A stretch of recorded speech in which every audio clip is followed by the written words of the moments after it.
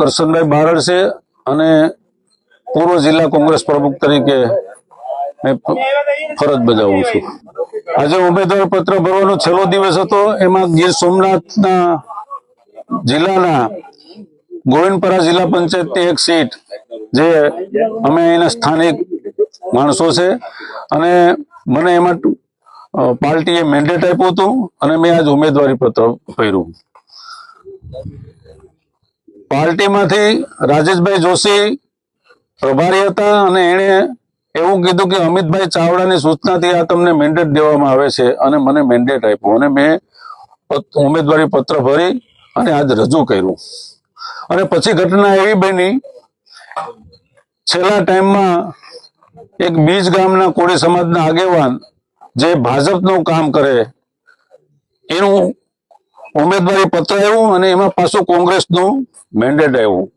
જે આ ભાઈ લાલ શર્ટ પહેરીને ઉભા છે એ ભાજપના કાર્યકર છે, એને કોંગ્રેસે મેન્ડેટ આજે આપ્યું છે।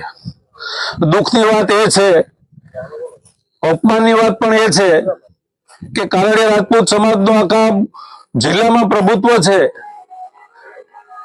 અને કારડિયા રાજપૂતના એક દીકરા ઉપર અપમાન કર્યું છે।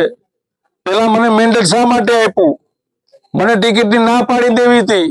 હું ક્યાં એમ કહેતો હતો કે મારે ટિકિટ જોઈએ, કોળી સમાજને ટિકિટ દેવી હતી તો કોંગ્રેસનો કોઈ કાર્યકર હોય કોળી સમાજનો એને દેવી હતી અથવા અમને વિશ્વાસમાં લઈને દેવી હતી। પણ ભાજપનું કામ કરતો હોય અને આજ એને તમે રાતે ઉઠાડીને એનું ફોર્મ ભરી દો અને કોંગ્રેસ પાર્ટી એને મેન્ડેટ આપી દે, આ તો આખી કોંગ્રેસ તો નાક કાપી ગયા એવું મને દેખાય છે। આગળની રણનીતિ અત્યારે અહીં 18 ગામના મુખ્ય આગેવાનો ભેગા થયા હતા અને નક્કી કર્યું કે તમે શું કહો, શું કરવું। તાલુકા પંચાયત લડવા વાળા 3 જણા પણ અહીં છે, સૌની સીટના છે, કોડીદરા સીટના છે અને એક આદરી સીટ ઉપર લડે।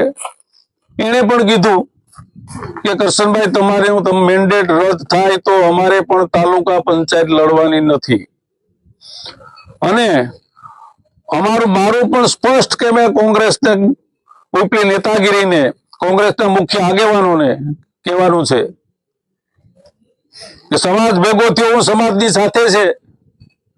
પાર્ટીમાં તો હોય, સમાજ જે નક્કી કરે એ મારે કરવાનું છે, પણ હું મુખ્ય આગેવાનોને કહું છું કે કાલ સાંજ સુધીમાં આ મેન્ડેટનો નિવાડો અમારા તરફ નહીં આવે તો અમે રજૂઆત કરવા ક્યાંય જવાના નથી।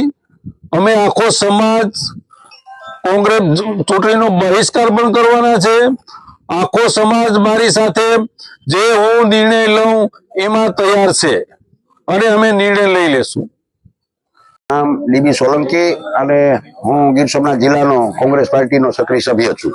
પરાજની ચૂંટણીના ફોર્મ ભરવાનો છેલ્લા દિવસ નો હતો કાર્યક્રમ અને છેલ્લા દિવસે જે ફોર્મ રજૂ કર્યા એમાં ગોવિંદપરા જિલ્લા પંચાયતની સીટ ઉપર ભૂતપૂર્વ અગાઉ જે જિલ્લા પ્રમુખ રહી ચૂક્યા એવા સિનિયર મોસ્ટ કરશનભાઈ બારડ કારડિયા રાજપૂત સમાજના એક જવાબદાર વ્યક્તિને જે ફોર્મ ભરવાની સૂચના આપવામાં આવી, ફોર્મ ભરવાની સૂચના આપવામાં આવ્યા પછી એને મેન્ડેટ રજૂ કરવામાં આવ્યું અને એનું મેન્ડેટ રજૂ થયું ને એમનું ફોર્મ રજૂ થયું।